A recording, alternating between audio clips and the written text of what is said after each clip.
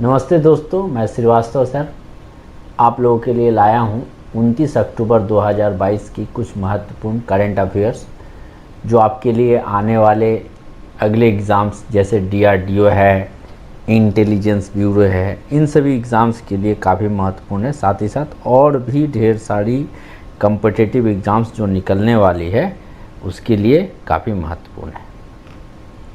पहला प्रश्न है, ओएजी के अनुसार कौन सा हवाई अड्डा विश्व का सबसे व्यस्त हवाई अड्डा है? तो ये जो है Atlanta international airport, United state. और देखिए, दुनिया के 10 सबसे व्यस्त हवाई अड्डा जो 2022 में आया है वो कुछ इस प्रकार है। अटलांटा अंतर्राष्ट्रीय हवाई अड्डा, संयुक्त राज्य अमेरिका। दुबई अंतर्राष्ट्रीय हवाई अड्डा, संयुक्त अरब अमीरात। टोक्यो हानेडा अंतर्राष्ट्रीय हवाई अड्डा, जापान।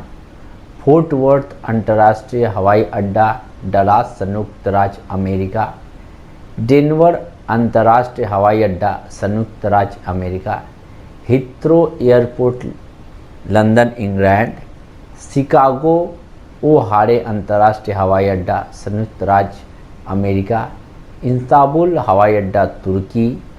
लॉस एंजल्स अंतर्राष्ट्रीय हवाई अड्डा, संयुक्त राज्य अमेरिका। इंदिरा गांधी अंतर्राष्ट्रीय हवाई अड्डा, दिल्ली। 2019 में इंदिरा गांधी इंटरनेशनल एयरपोर्ट की रैंकिंग 14 से घटकर 10 पर आ गई है। और ये जो ओएजी आप पढ़े, ऑफिशियल एयरलाइन गाइड, आधिकारिक एयरलाइंस गाइड। आते अगले प्रश्न पर। समुद्री अभ्यास सिम्बेक्स में कौन से 2 देश शामिल हैं? इसमें भारत और सिंगापुर जो है शामिल है। भारतीय नौसेना विशाखापत्तनम में 26 से 30 अक्टूबर 2022 तक सिंगापुर भारत समुद्री द्विपक्षीय अभ्यास सिम्बेक्स के 29वें संस्करण की मेजबानी कर रही है। यह 1994 में शुरू हुआ था और शुरू में इसे एक्सरसाइज लायन किंग के नाम से जाना जाता था। किस संगठन ने कवक प्राथमिकता वाले रोगजनकों की पहली सूची प्रकाशित की है? तो WHO, World Health Organization, USFDA, Food and Drug Administration, UNEP, United Nations Environmental Programme, UNFAO, Food and Agriculture Organization. निम्नलिखित में से किसे अंतर्राष्ट्रीय नागरिक उड्डयन संगठन वायु परिवहन समिति की अध्यक्ष के रूप में चुना गया? तो इसमें शेफाली सुजेजा जी को चुना गया है। भारत 28 साल बाद समिति की अध्यक्षता करेगा और भारत ने अब तक केवल 2 बार एटीसी की अध्यक्षता की है। एटीसी संयुक्त राज्य की एक विशेष एजेंसी है और हवाई परिवहन मामलों पर परिषद का एक सलाहकार निकाय भी है। वरिष्ठ नौकरशाह शेफाली जुनेजा को अंतर्राष्ट्रीय नागरिक उड्डयन संगठन ICAO विमानन सुरक्षा समिति के अध्यक्ष के रूप में चुना गया। ये संयुक्त राष्ट्र संघ के लिए इस राजनीतिक समिति का नेतृत्व करने वाली पहली महिला बनी है। भारतीय राजस्व सेवा आयकर संवर्ग के 1992 बैच की अधिकारी जुनेजा 2019 से ICAO की परिषद में भारत की प्रतिनिधित्व के रूप में कार्य कर रही है। वरिष्ठ IAS अधिकारी आलोक शेखर की जगह शेफाली जुनेजा को 3 वर्ष के अवधि के लिए ICAO परिषद में भारत के प्रतिनिधि के रूप में नियुक्त किया गया है। ICAO हवाई दुर्घटना की जांच के लिए प्रोटोकॉल को परिभाषित करता है, जिसका पालन अंतर्राष्ट्रीय नागरिक उड्डयन पर शिकागो कन्वेंशन के लिए हस्ताक्षर करने वाले देशों में परिवहन सुरक्षा अधिकारी द्वारा किया जाता है। तो ये कुछ लिंक जीके थी इसी से संबंधित। अंतर्राष्ट्रीय एनिमेशन दिवस कब मनाया जाता है? तो ये जो है 28 अक्टूबर को मनाया जाता है और यह एनिमेटेड फिल्मों के पीछे एनिमेटेड फिल्मों सहित कलाकारों, वैज्ञानिकों और तकनीशियों को भी पहचानता है। अंतर्राष्ट्रीय एनिमेटेड फिल्म एसोसिएशन द्वारा 2002 में बनाया गया था। 2002 में बनाया गया था। यह अनौपचारिक अवकाश 1882 में उस दिन को याद करता है जब चार्ल्स एमिल रेनाल्ड के थिएटर ऑप्टिक में पेरिस ग्रीविन संग्रहालय में अपनी पहली सार्वजनिक उपस्थिति दिखाया था 1892 में।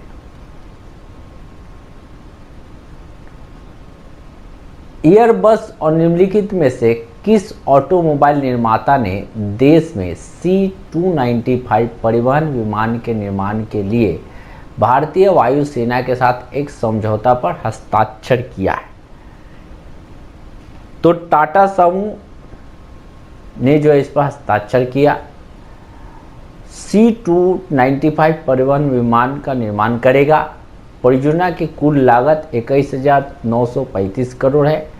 नरेंद्र मोदी 30 अक्टूबर को गुजरात के वडोदरा में भारतीय वायुसेना के लिए परिवहन विमान निर्माण परियोजना की आधारशिला रखेंगे। अनुबंध के हिस्से के रूप में 16 विमान फ्लाईवे स्थिति में वितरित किए जाएगा और 40 भारत में निर्मित किए जाएंगे। 16 फ्लाई अवे विमान सितंबर 2023 और अगस्त 2025 के बीच प्राप्त हो जाएगा। पहला मेड इन इंडिया विमान सितंबर 2026 तक प्राप्त हो जाएगा। C-295 MW समसामयिक तकनीकी के साथ 5 से 10 टन क्षमता परिवहन विमान है। यह भारतीय वायुसेना के पुराने हो रहे एवरो विमान की जगह ले लेगा।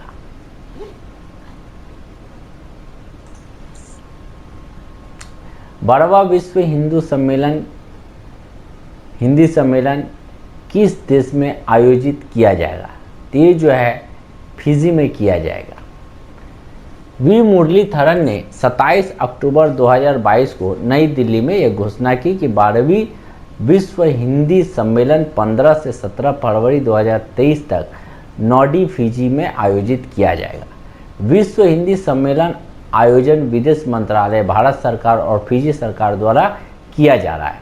10 जनवरी 1975 को प्रथम हिंदी दिवस महाराष्ट्र के नागपुर में आयोजित किया गया था। मनमोहन सिंह ने हिंदी के प्रचार प्रसार के लिए 2006 में प्रतिवर्ष 10 जनवरी को हिंदी दिवस मनाने की घोषणा की। 10 से 12 जनवरी 1975 नागपुर, भारत में हुआ। 28 से 30 अगस्त 1976 पोर्ट लुइस, मॉरिशस। 24 से 28 अक्टूबर 1983 नई दिल्ली, भारत। 2 से 4 दिसंबर 1993 पोर्ट लुइस, मॉरिशस। 4 से 8 अप्रैल 1996 port of Spain, Trinidad Tobago. 14 से 18 सितंबर लंदन, यूनाइटेड किंगडम। 5 से 9 जून 2023 पराम्बिरूबो, सूरीनाम। 13 से 15 जुलाई 2007 न्यूयॉर्क सिटी, संयुक्त राज्य अमेरिका। 22 से 24 सितंबर 2012 जोहान्सबर्ग, दक्षिण अफ्रीका। 10 से 12 सितंबर 2015 भोपाल, मध्य प्रदेश। 18 से 20 अगस्त 2018 पोर्ट लुइस, मॉरिशस। और 15 से 17 फरवरी 2023 नॉर्डी, फिजी में। देश में हिंदी दिवस 14 सितंबर को मनाया जाता है। 14 सितंबर 1949 को संविधान सभा ने हिंदी को देश की राजभाषा के रूप में मनाया था। फिजी गणराज्य के बारे में छोटी सी जानकारी। यह दक्षिणी प्रशांत महासागर में लगभग 300 द्वीपों से मिलकर बना एक द्वीप समूह है। इसकी राजधानी सुआ और मुद्रा फिजी डॉलर है और इसके प्रधानमंत्री फ्रैंक बेनिमारामा जी हैं।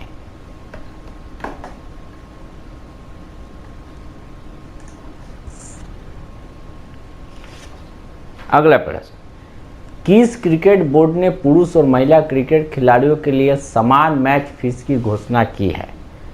ये बहुत ज़रूरी था। बीसीसीआई ने? अगले प्रश्न आते हैं, किस देश ने कोविड के खिलाफ पहला इनहेलेबल वैक्सीन लॉन्च किया? तो चाइना ने लॉन्च किया।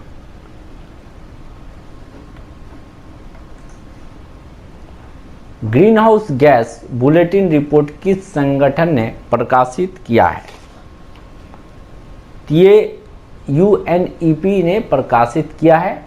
संयुक्त राष्ट्र पर्यावरण कार्यक्रम की स्थापना 1972 में स्टॉकहोम स्वीडन में 1972 में मानव पर्यावरण पर संयुक्त राष्ट्र सम्मेलन के बाद की गई थी। 1988 में इसने विश्व मौसम विज्ञान संगठन के साथ inter government panel on climate change IPCC की स्थापना की। इसका मुख्यालय नैरोबी केन्या में है। निर्देशक इंडर एंडरसन जी है और इसकी फुल फॉर्म होती है यूनाइटेड नेशन इन्वायरमेंट प्रोग्राम। छोटी से छोटी जानकारी मैंने देने की कोशिश की है। अगले प्रश्न, शिप रॉकेट अक्टूबर 2022 में डिजिटल कॉमर्स प्लेटफॉर्म के लिए ओपन नेटवर्क में शामिल होने वाला पहला अंतर शहर रसद प्रदाता बन गया है। निम्नलिखित में से कौन शिप रॉकेट के सीईओ हैं? तो इसके सीईओ हैं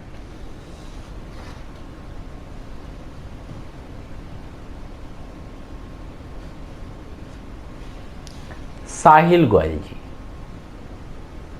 तो दोस्तों, ये महत्वपूर्ण प्रश्न विथ ऑप्शन विथ डिटेल्स मैंने देने की कोशिश की। अवश्य पढ़िए और ज़रा घर पर ध्यान से पढ़ा कीजिए, क्योंकि बहुत ही जल्द बहुत सारी वैकेंसीज आने वाली हैं। आपके जानकारी के लिए मैं बता दूं, डीआरडीओ ऑलरेडी बहुत सारी वैकेंसीज निकाल चुकी है। एसएससी जीडी भी फोर्स में बहाली हो रहा है। आईबी भी निकाल चुकी है। बैंक में तो वैकेंसीज आ ही रहा है, साथ ही साथ इंश्योरेंस सेक्टर में भी बहुत सारी वैकेंसी आने वाली है। तो आपके सामने बहुत बड़ा गोल्डन अपॉर्चुनिटी है। समय को व्यर्थ न करें, समय का सदुपयोग करें, ज़्यादा से ज़्यादा प्रैक्टिस करें। केवल मैथ और रीजनिंग पर ज़्यादा ध्यान तो देना है, साथ ही साथ जीके को भी अवॉइड न करें, उसको भी साथ ही साथ लेकर के चलें। तो ऑल ओवर सभी चीज़ को समान देखें, किसी भी चीज़ से, किसी भी सब्जेक्ट से डरे नहीं। डरने से कोई फ़ायदा नहीं। प्रैक्टिस ही एक ऐसा चीज़ है जो आपके खराब परिस्थिति को अच्छी परिस्थिति में ला सकता है। अतः आप सभी से विनम्र अनुरोध है कि आप अपने भविष्य के लिए, अच्छे भविष्य के लिए ज़्यादा से ज़्यादा पढ़ाई करें, एक एक टॉपिक को पढ़ें और सेट ज़्यादा से ज़्यादा प्रैक्टिस करें। धन्यवाद दोस्तों।